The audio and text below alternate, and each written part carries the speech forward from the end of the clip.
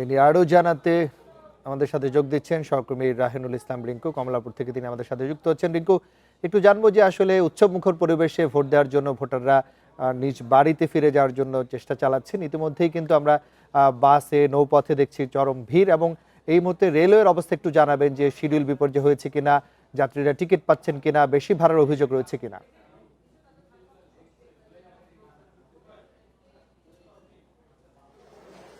জি, যেমনটা বলছিলেন, আর মাত্র 24 ঘন্টা 36 ঘন্টারও কম সময় রয়েছে, তারপরেই কিন্তু ত্রয়োদশ জাতীয় সংসদ নির্বাচন এবং গণভোট অনুষ্ঠিত হবে।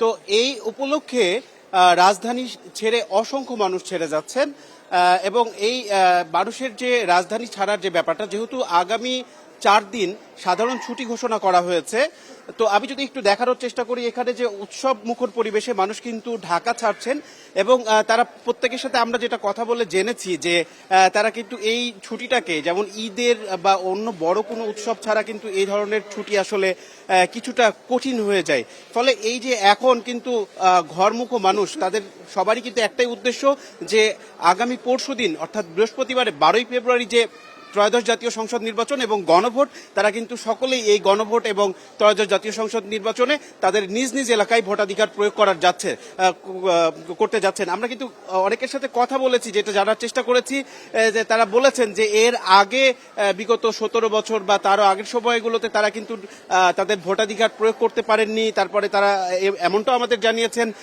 যে তারা ভোট কেন্দ্রে গেছেন, কিন্তু দেখেছেন যে তাদের ভোটটা অন্য কেউ দিয়ে দিছে।